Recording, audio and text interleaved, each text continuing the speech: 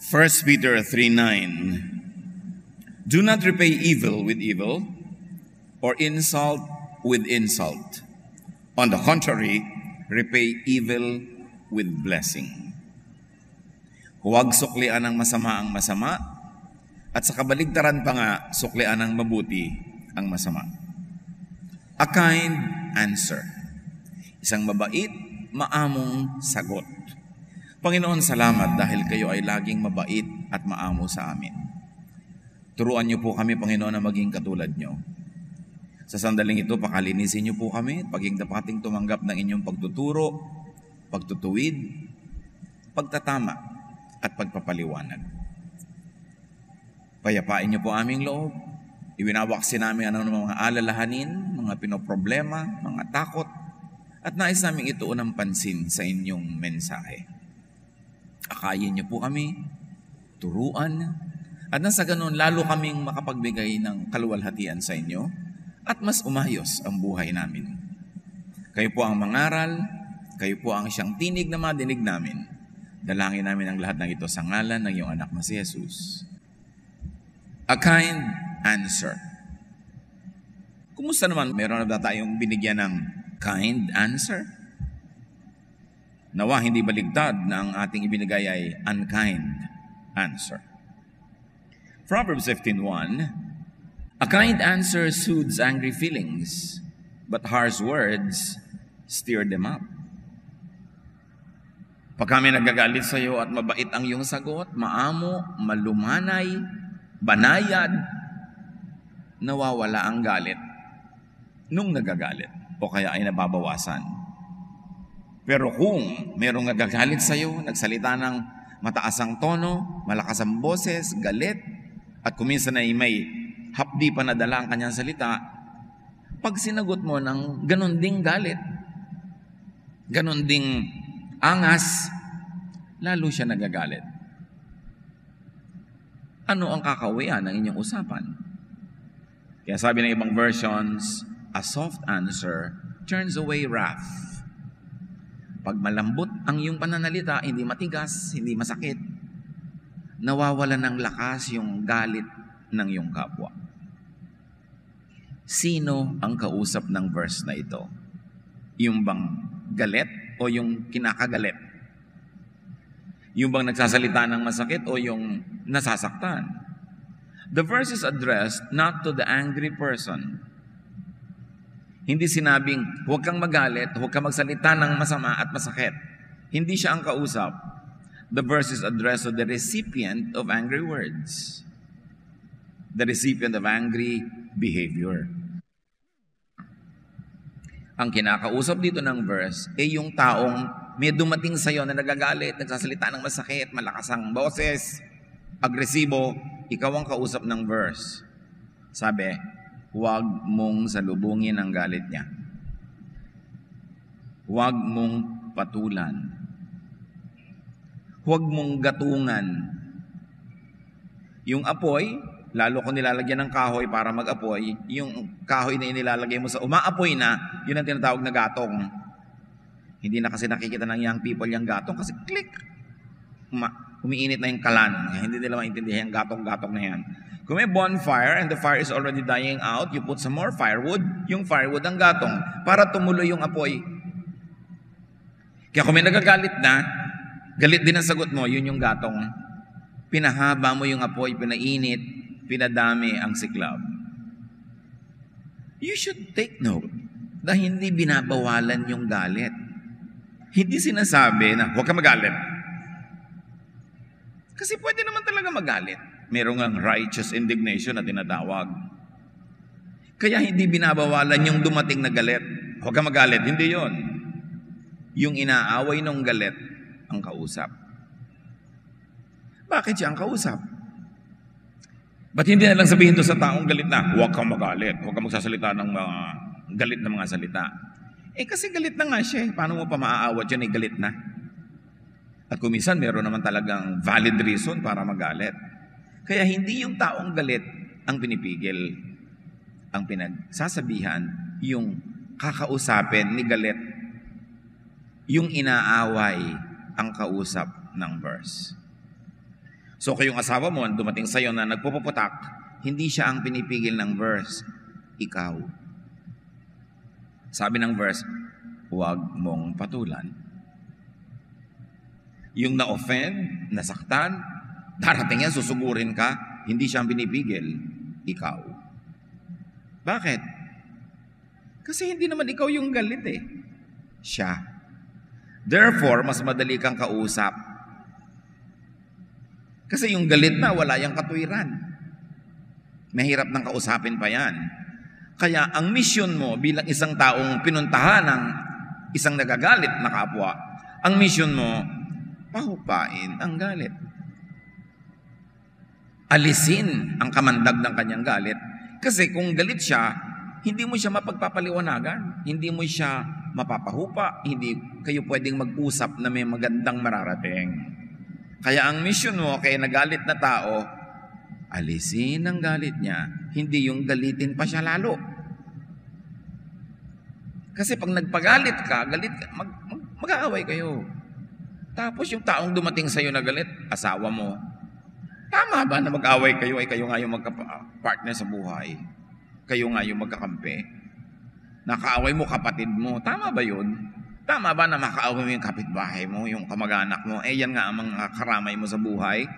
O kung hindi mo man karamay, makikita mo araw-araw. Gusto mo bang may nakikita kang tao araw-araw na magkagalit kayo? Kaya sabi, huwag mong patulan. Isa kang misyonero. Ang mission mo, hindi magpunta sa mga kabundukan at mga kanayunan para maghanap ng kaluluwang sasagipin. Sa oras na ito, yung taong galit sa'yo, mission mo siya. At ang mission mo ay alisin ang galit. O hindi mo man maalis ang galit, huwag mo nang palalain pa. What are the many lessons? Soothe the angry person's feelings. Payapain. Pakalmahin mo siya.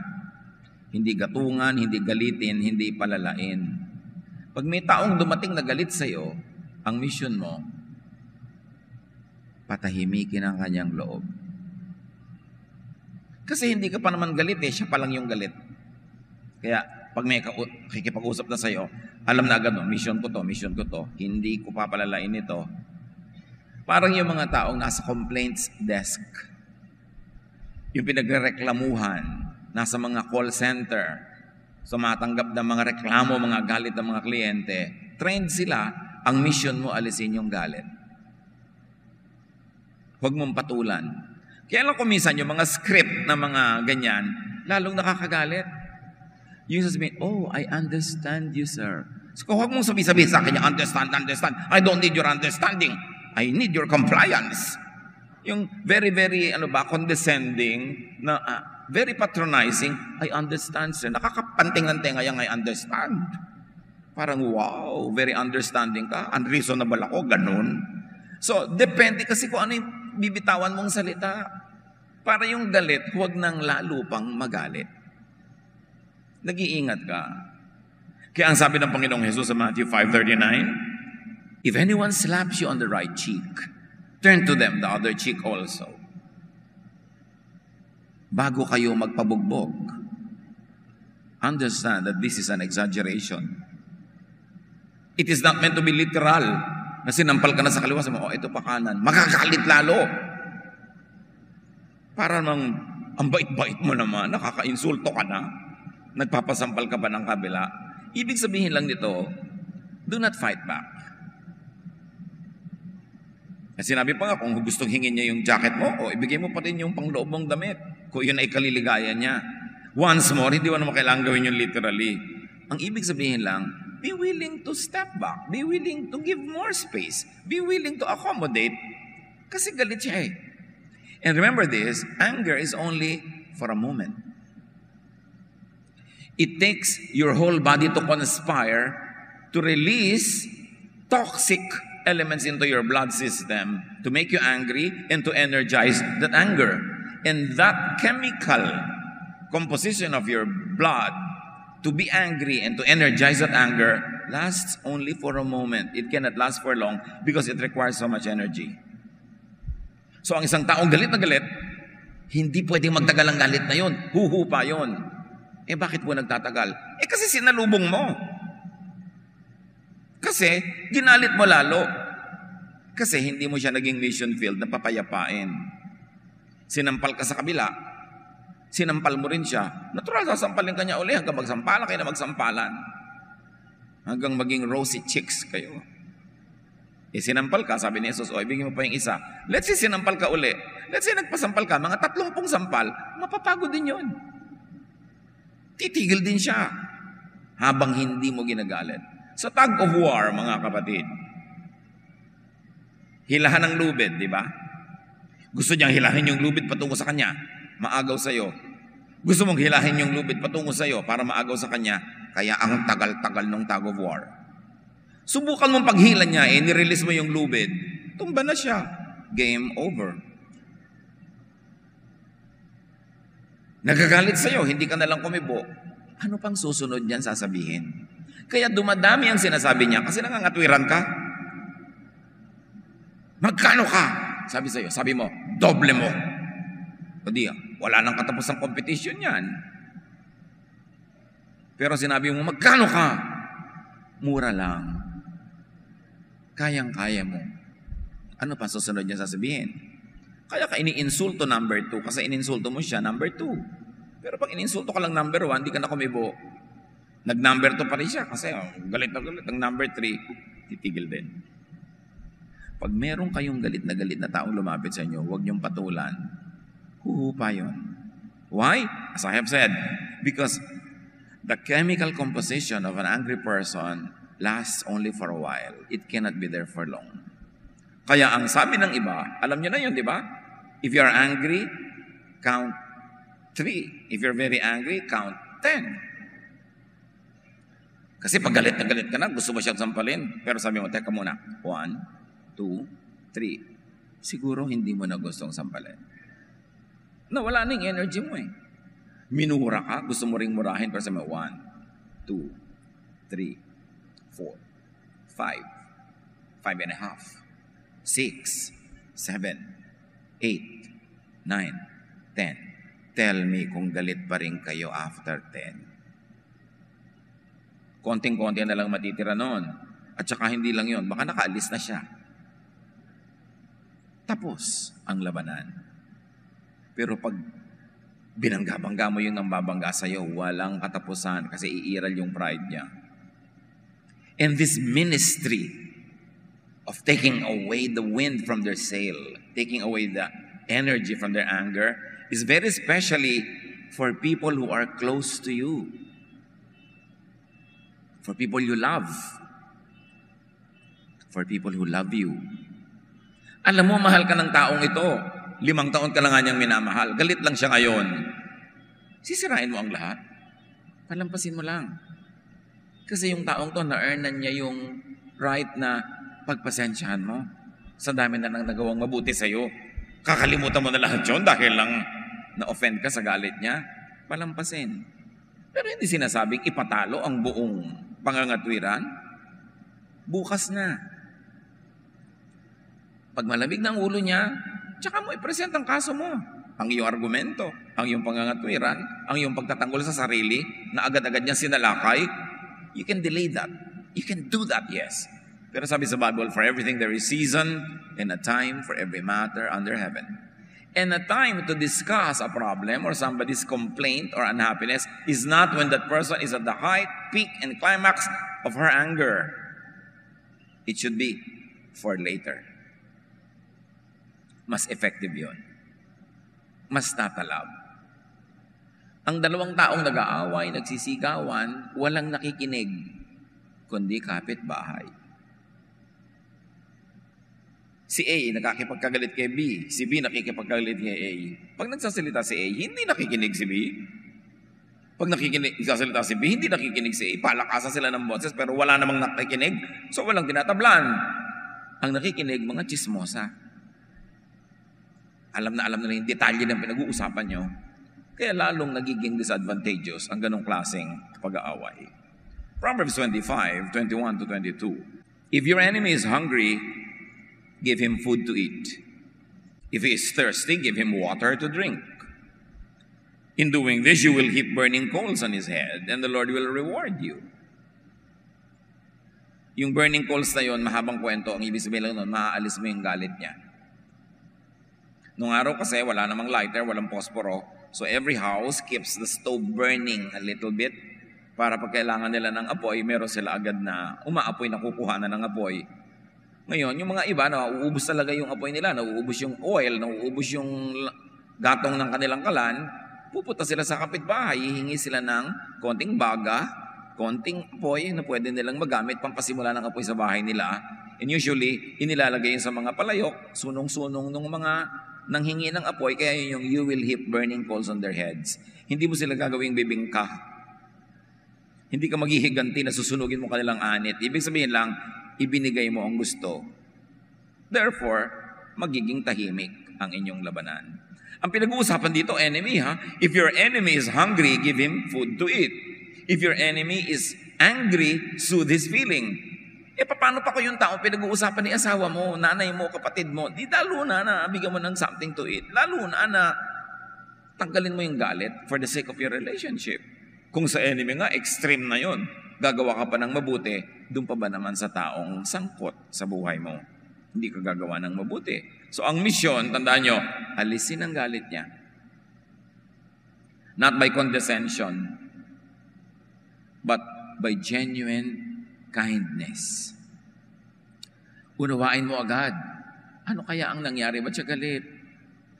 Nasaktan ba yung kanyang ego? Yung feelings niya? Meron bang mahalaga sa kanya na nasira, nawala? Dahil sa kapabayaan ko, may nagawa ba akong mali na nakadamage ng ginagawa niya sa buhay?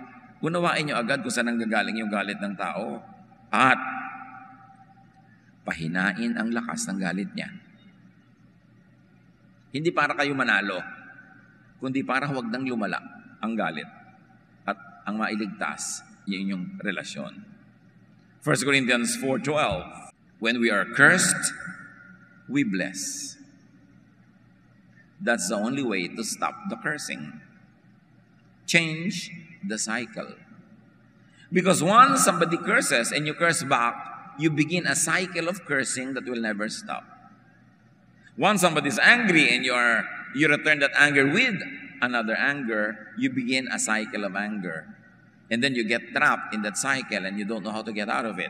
So reverse the cycle by changing the elements of the equation. Galit siya, huwag kang magalit. Nang curse siya, mang-bless ka. Para yung gustong puntahan ng kanyang negative energy, hindi marating. Kasi babaligtarin mo eh. Yun ang trabaho ng mga anak ng Diyos. The way to soothe the other person's angry feelings is by responding with kind words or action. Galit na galit siya. Tapos bigla mo hinainan ng merienda o tubig o anuman, huwag ka lang masyadong malapit dahil baka ibuhos sa iyo yung kape. Pero naghain ka na ganon, ibig sabihin nun, peace. Peace man. Yung ganon, yung huwag tayo mag-away. Ibig sabihin nun, ayoko mag-away tayo. Sige, may sinasabi ka, galit na galit ka, palabasin mo, sige. Sabi mo, hindi ko sasalubungin. Hindi kita pipigilin magsalita. Hindi ko tatalunin ang boses ko yung boses mo. Sige, magsalita ka, say everything. And then pagtapos ka na, hindi pa rin ako kikibo, mapag-iisip-isip mo rin na wala ka sa lugar. Pero pagka hindi ka nakikinig, pinipigil mo siya, nagsasalita ka rin, lalo niya lalakasan ang boses niya para marinig mo. Ang dali-dali namang makita mga kapatid what works and what doesn't.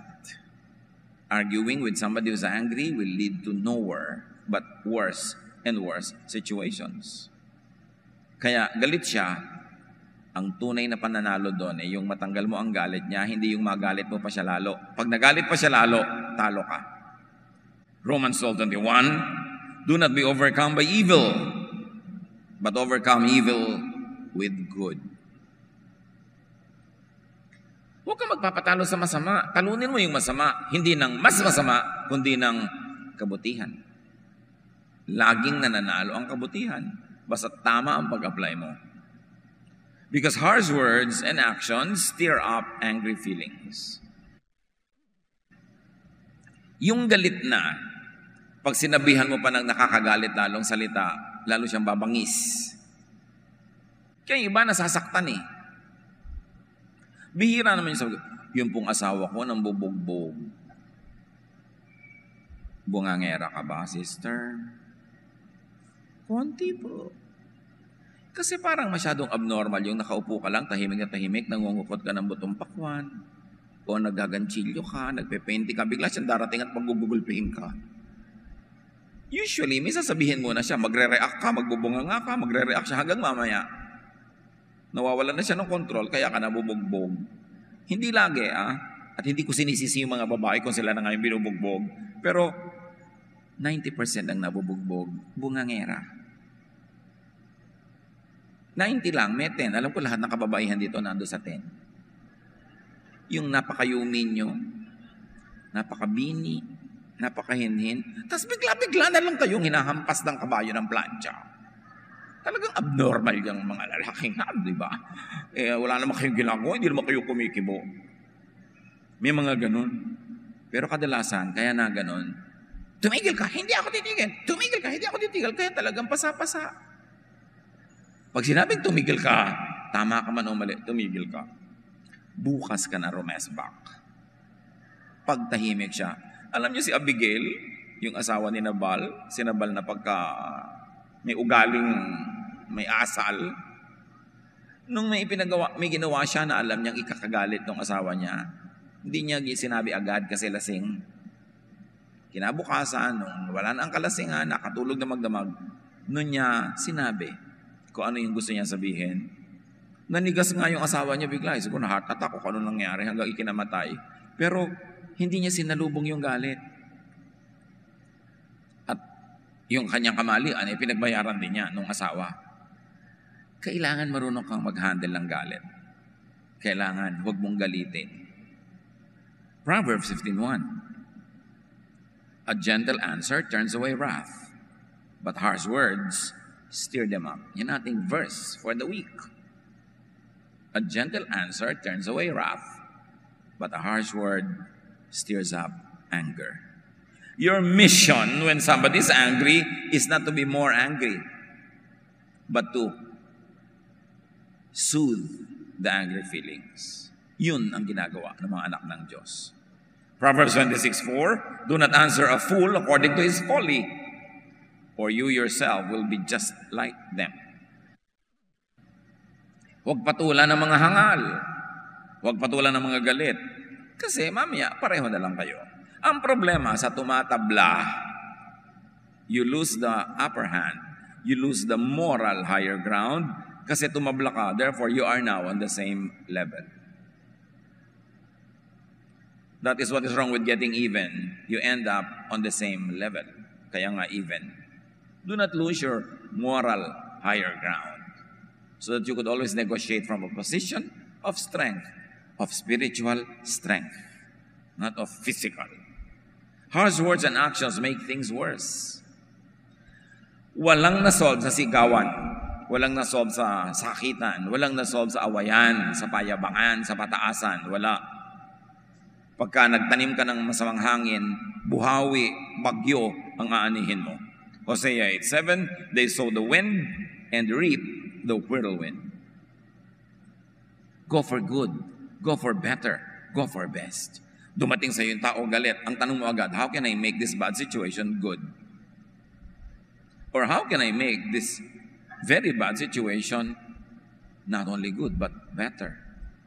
And when it's already good, how can I make it best? Hindi baligtad na, this is a bad situation, I will make it worse. By showing my teeth, by fighting back, by making the person more and more angry.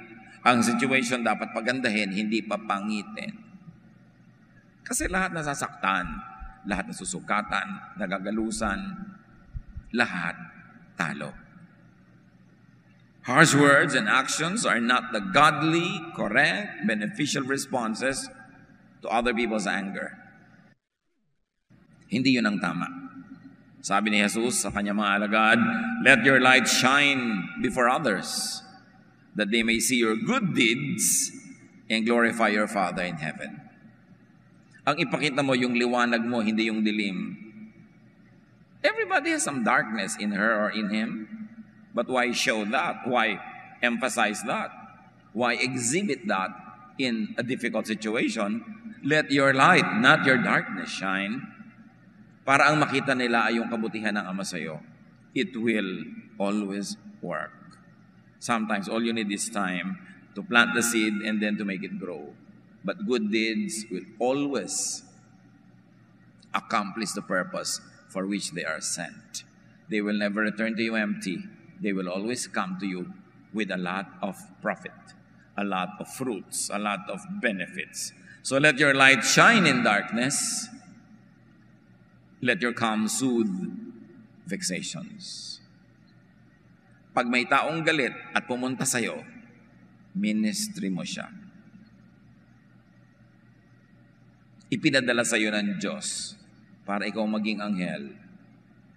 Don't be a fallen angel at that very crucial moment. Be an angel of light, an angel of blessing, an angel of love. Kahit hindi sa'yo galit yung tao, pero dumating galit na galit sa asawa niya, galit na galit sa anak niya, galit na galit sa kapatid niya, mission mo siya na alisan o bawasan ng galit. Hindi yung nung makausap ka, tumubo talaga ang kanya mga sungay, lalong lumabas yung mga pangil niya dahil isa kang sulsol. Ginatungan mo pa yung galit. Pag ganon, hindi ka agent of blessing. Alam mo na yon, isa kang anghel na itim ang pakpak. Kung may ganon nga. Napakahalaga mga kapatid, bawat taong galit na lumadapit sa inyo, mission field mo yon. Kayo mga nagchichismisan, galit na nga si A, kay B, ito namang si C, kakalitin palalo si A. Agent of hell yan. Mga kampon ng kadiliman. Yung dumating na nga sa iyo yung tao, galit na galit, mas ginalit mo pa. Anong gusto mo? Mawasak ang mundo, ang planeta, sumabog ang universe? Dapat meron kang ministry. Tandaan nyo yan, basta galit. Tapos sa inyo galit lalo, mas malaking mission field. Dahil hawak nyo sa inyong kamay ang susi ng pagkatanggal ng kanyang galit o paglala nito. People of God, behave correctly. Hindi tayo ipinapatalo, hindi tayo ipinapalugi ng Diyos. Tinuturuan tayo ng ganitong behavior kasi yun ang winning behavior. Yun ang winning way. Yun ang tunay na effective. Yun ang merong magandang tanim na magandang aanihin. Isipin nyo mga kapatid, itong nakaraang linggo, sino-sino ang mga dumating sa inyong galit? At ano naman ang ginawa nyo sa galit nila? Napahupa nyo ba? O napalala? Pinatulan nyo ba? Kaya hanggang ngayon, di kayo nag-uusap tuloy? Think. Be wise. Do not keep repeating our own mistakes or the mistakes of many people surrounding us because evil for evil never works. Overcome evil with good. 1 Peter 3:9. Do not repay evil with evil or insult with insult. On the contrary, repay evil with blessing. Because for this you were called so that you may inherit a blessing. Huwag mong susuklian ng masama ang masama. Yung panglalait sa iyo, huwag mong balikan ng panglalait din. Yung galit, huwag mo salubungin ng galit. Sa kabaligtaran pa nga, suklian mo ng mabuti ang masama. Yan daw ang ating misyon at yan din ang magbibigay sa atin ng napakaraming pagpapala na nagmumula sa langit. So right now, bow before the Lord and think of the people who come to you angry. Maybe in the past, and surely in the future, many will come to you angry. Decide now how you would react. Bago kayo magalit din ng isang taong galit, magpasya na kayo, hindi ako magpapagalit dahil ang galit ka. Hindi ako magpapatalo. Hindi ako lalaban para lang humaba pa ang gyera. Kung meron man akong katwiran, meron akong sasabihin, sakana, pero hindi ko sasalubungin ang galit mo. People, bow before the Lord and think of your loved ones, your family members, your friends, your workmates, na madalas yung makabangga. Madalas galit sila, pero galit din na sinusukli nyo. Think about it now and make a firm resolve. Purpose to be a kinder, gentler person so that the ways of God will win and will prevail. Sa ilang saglit ng katahimikan, pag-isipan niyong mabuti ngayon yung mga tao nakakagalit sa inyo kasi dumadating silang galit. Decide right now how you would react if they come to you again angry in the future. Ask God to empower you and to always enlighten you that when this temptation to be angry also comes, you will do the right thing. Spend some time in quiet reflection.